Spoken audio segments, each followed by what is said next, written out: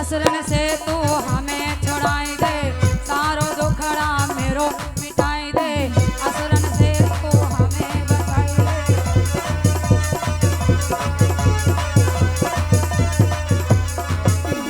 हे पितामह कृपा करिए, रक्षा करिए, इस समय देवताओं के ऊपर बड़ी आपत्ति आई हुई है, बड़ी मुसीबत आई हुई है।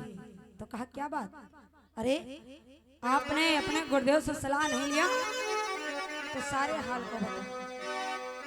कि गया इंद्र भागा हुआ ब्रह्मा जी के पास, और विधि बोले गुरुदेव का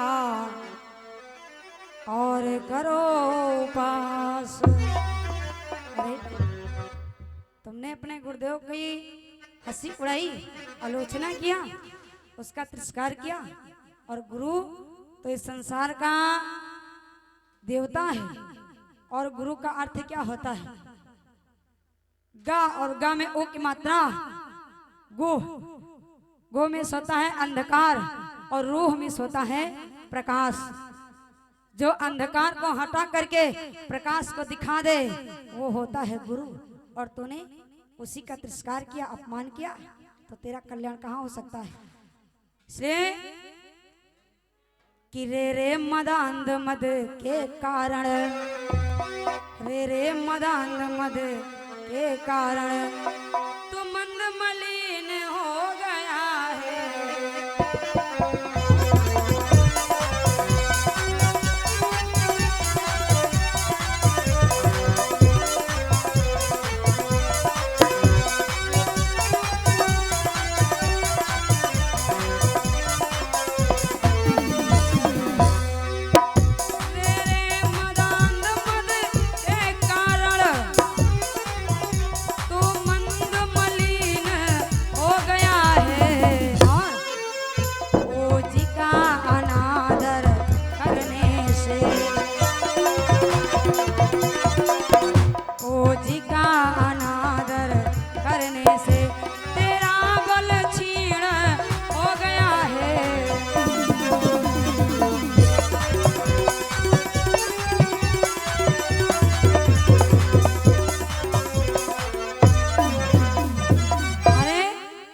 तेरी नगरी में, तेरी सभा में गुरुदेव पहुंचे, और अगर सभा न लगी होती तो कोई बात नहीं थी, और तूने बीच समाज में अपने गुरुदेव का तिरस्कार किया, अपमान किया, तो तेरा कल्याण कहां से हो सकता है।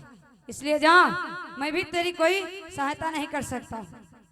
देवराजेंद्र उदास हो गए, निराश हो गए, और जब निराश हो गए तो आज उदासी जब देखी अपने देवराजेंद्र के चेहरे पर, तो कहा ठीक है, तुम चिंता मत करो, हम तुम्हें उपाय बता रहे हैं। उपाय क्या, तुम जाओ विश्वरूप के पास, विश्वरूप मुनि के पास, और विश्वरूप मुनि भी जैसे बृहस्पति भगवान ज्ञानी हैं, सारे कष्टों का निवारण करने वाले हैं, उसी प्रकार से विश्वरूप भी बड़े ही ज्ञानी हैं, तेजस्वी हैं, और परम तपस्वी हैं। तुम उनके पास जाओ, उनको अपना गुरु बनाओ, और उन्हीं से सारी याचना करो, ताकि तुम्हारा कष्ट निवारण हो जाए। उपाय बताया, तो आज इधर, और ये विश्वरूप थे कौन, विश्वरूप थे त्वष्टा मुनि जी थे, त्वष्टा मुनि के पुत्र थे, जिनका नाम था विश्वरूप। और त्वष्टा मुनि की जो पत्नी थी वो दैत्यों की पुत्री थी, यानी असुरों की कन्या थी, असुरों की कन्या थी, इसलिए ये तो विश्वरूप इसी नाते से उन असुरों के नाती लगते थे। तो आज देवराज इंद्र पहुंचे कहाँ, विश्वरूप मुनिराज के पास, और हमारी दीदी अम्मा होरी जो आई हैं आज, ये बहुत बतलाए रही। भैया आवाज बहुत खराब हो रही है, बहुत कम करवा रहे हो आवाज।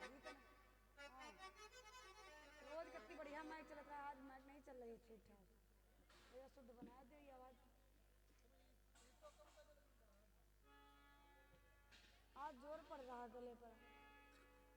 हेलो राम जय श्री सीताराम।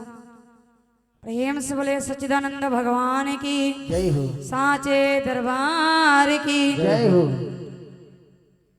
तो भैया आप सभी लोग आए कि बैठ जाओ, इधर इधर उधर खड़े हो, अच्छा नहीं लग रहा है। हाँ हाँ, आप लोग खड़े ना हो, खड़े हो करके देखो, कथा नहीं सुनी जाती है, बैठ करके कथा सुनी जाती है। सत्संग में बैठना चाहिए, खड़े नहीं होना चाहिए। और ऐसा नहीं कि यहाँ पर जगह नहीं है, जगह भी पर्याप्त मात्रा में है, तो आप लोग ऐसा ना करें। प्रेम से बोले हनुमान जी महाराज की, सच्चिदानंद भगवान की। अब इधर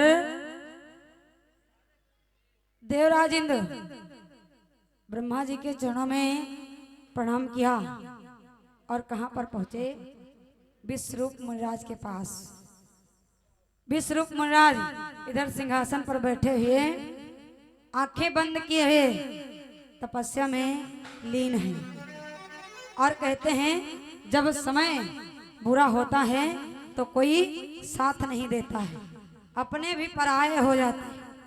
हाँ हाँ, जो अपना होता है वो भी मुख मोड़ लेता है, और जो मित्र होता है और उसे बच के रहना चाहिए, क्योंकि मित्र ही ऐसा होता है जो तुम्हारा गला काटने वाला होता है।